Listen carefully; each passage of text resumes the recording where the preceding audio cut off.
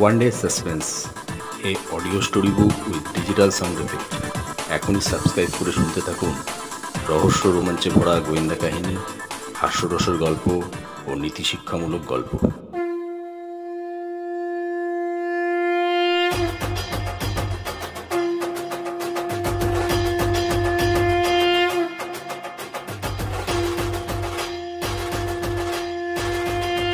আজকে শুনুন দেবদেবীর কথা পর্বে বামাখ্যাপা যে সতীপীঠে সিদ্ধিলাভ করেছিলেন সেই সতীপীঠ মা নন্দিকেশ্বরীর কথা।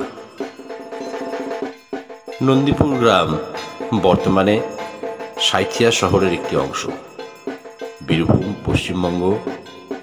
নন্দিকেশ্বরের মন্দিরটি নন্দীপুর শক্তিপীঠ নামেও পরিচিত। এই মন্দিরটি দেবী সতীর 51টি শক্তিপীঠের মধ্যে একটি, এবং এই শক্তিপীঠগুলি ভারতীয় উপমহাদেশ জুড়ে বিস্তৃত। এই স্থানে দেবী সতীর নেকলেস পড়েছিল বলে কথিত আছে। এটি একটি বিশ্বাস যে দেবী একটি কচ্ছপের আকৃতির পাথরে বাস করতেন, যা সম্পূর্ণভাবে সিঁদুর দিয়ে আঁকা। দেবীর এই আবির্ভাবের 3টি সোনালী চোখ এবং একটি রৌপ্য মুকুট রয়েছে। এছাড়াও মন্দির চত্বরে আধ্যাত্মিক গাছটি একটি লাল সুতো বেঁধে সমস্ত ইচ্ছা পূরণ করে বলে বিশ্বাস করা হয়।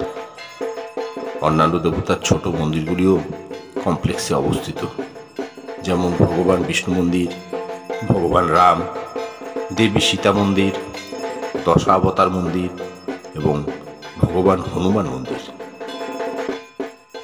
মন্দিরে দেবী সতীকে নন্দিনী এবং ভগবান শিবকে নন্দিকেশ্বর রূপে স্থাপন করা হয়েছে। দেবী সরস্বতী মন্দির, নবদুর্গা মন্দির, দেবী লক্ষ্মী এবং ভগবান গণেশ মন্দির, আরও কয়েকটি মন্দির। মুকুটটি রূপালী এবং 3টি চোখ সোনালী। যদিও মায়ের মূর্তিটি কালো পাথরের, কিন্তু বর্তমানে এর রং প্রায় লাল বলাই যায়, কারণ ভক্তরা প্রার্থনার জন্য পাথরের গায়ে সিঁদুর দিয়ে থাকেন, আর তার ফলে দিন বদলের সঙ্গে সঙ্গে পাথরটি সম্পূর্ণ লাল আকার ধারণ করেছে। বীরভূম জেলার সাঁইথিয়া, এই সাঁইথিয়াতেই রয়েছে মা নন্দিকেশ্বরীর মন্দির। 51 সতীপীঠের অন্যতম এক পীঠ হল এই নন্দিকেশ্বর মন্দির। পৌরাণিক মতে এখানে মায়ের কণ্ঠপাত করেছিল। আর শুধু তাই নয়, এই মন্দিরের সঙ্গে জড়িয়ে রয়েছে সাধু বামাখ্যাপার কাহিনীও। স্থানীয় ভক্তরা ছাড়াও দূর দূরান্ত থেকে বছরভর দর্শনার্থীরা আসেন এখানে।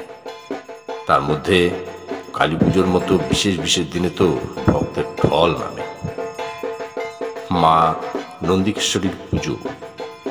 মা নন্দিকেশ্বরীর মন্দিরকে ঘিরে রয়েছে নানা জনশ্রুতি, যার অন্যতম সাধক বামাখ্যাপার সিদ্ধিলাভের কাহিনী।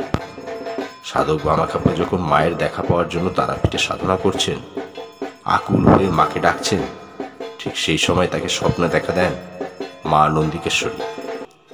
বামাখ্যাপাকে মা নন্দিকেশ্বরী স্বপ্নাদেশ দেন আগে তার পুজো করতে, তারপরেই সিদ্ধিলাভ হবে। স্বপ্নাদেশ পেয়ে বামাখ্যাপা মা নন্দিকেশ্বরীর দ্বারে পুজো দেন এবং সিদ্ধিলাভ করেন।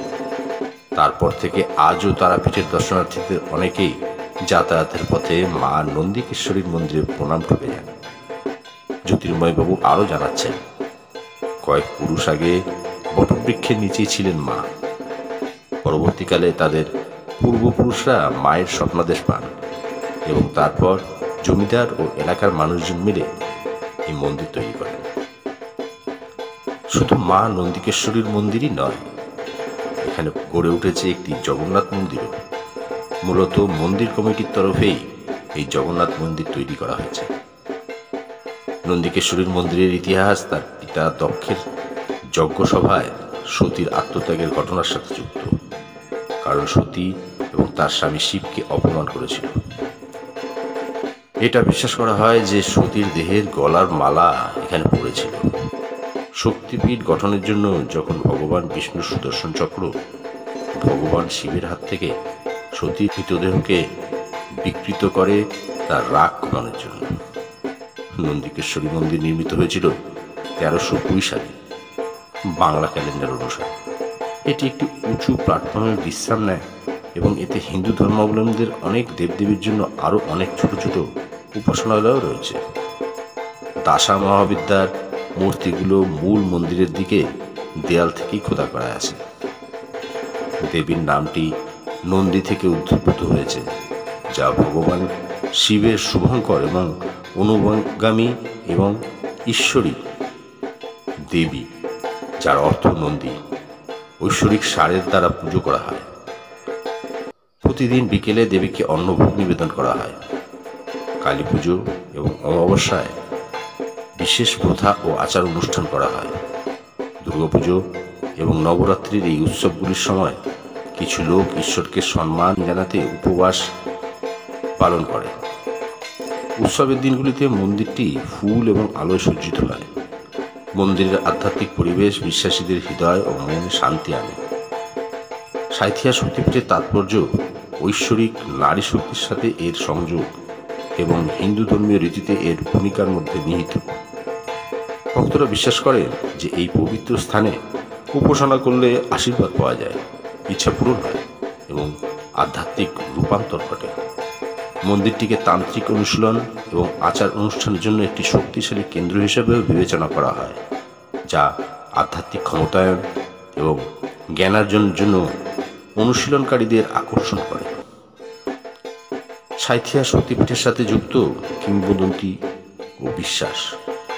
একটি জনপ্রিয় কিংবদন্তি অনুসারে দেবী সতীর আত্মহননের পর শোকে ভগবান শিব তার মহাজাগতিক নৃত্য পরিবেশন করেছিলেন, যা তাণ্ডব নামে পরিচিত। তাকে শান্ত করতে এবং ধ্বংস রোধ করতে ভগবান বিষ্ণু তার সুদর্শন চক্র ব্যবহার করে সতীর দেহকে 51টি টুকরো করে ফেলেছিলেন, যা পৃথিবীর বিভিন্ন অংশে পড়েছিল। মন্দিরের জন্মস্থান, যে স্থানে তার জীব পড়েছিল, সেই স্থানটি হয়ে ওঠে নন্দিকেশ্বরী মন্দিরের অবস্থান। এই পবিত্র স্থানটি অপরিমেয় আধ্যাত্মিক শক্তি এবং তাৎপর্য ধারণ করে বলে বিশ্বাস করা হয়। আধ্যাত্মিক ক্ষমতায়নের জন্য একটি কেন্দ্র মন্দিরের সাথে যুক্ত আরেকটি কিংবদন্তি তান্ত্রিক অনুশীলন এবং আধ্যাত্মিক ক্ষমতায়নের সাথে এর সংযোগ চারপাশে ঘোরে। এটা বিশ্বাস করা হয় যে মন্দিরে কিছু আচার অনুষ্ঠান পালন করা ব্যক্তিদের মধ্যে লুকানো শক্তিগুলিকে আনলক করতে পারে এবং তাদের ঐশ্বরিক আশীর্বাদ প্রদান করতে পারে। এই কিংবদন্তি এবং বিশ্বাসগুলি আধ্যাত্মিক জ্ঞান এবং পরিপূর্ণতা কামনাকারী ভক্তদের মধ্যে মন্দিরের স্থায়ী জনপ্রিয়তার অবদান রেখেছে। এই মন্দিরে কিভাবে যাবেন? রেলওয়েতে যদি আসেন, মন্দির থেকে সাঁইথিয়া জংশন রেলওয়ে স্টেশন মাত্র 700 মিটার দূরে। সুতরাং মন্দিরে পৌঁছানোর সর্বোত্তম উপায় রেলপথের মাধ্যমে বিবেচনা করা হয়। বায়ুপথে যদি আসেন, নেতাজি সুভাষচন্দ্র বসু আন্তর্জাতিক বিমানবন্দরটি নিকটতম বিমানবন্দর। এটি মন্দিরের থেকে 193 কিলোমিটার দূরে। বাকি রাস্তাঘাট, সাঁইথিয়া বাস স্ট্যান্ডে যাওয়ার জন্য বিভিন্ন মেট্রোপলিটন শহর থেকে নিয়মিত বাস পাওয়া যায়।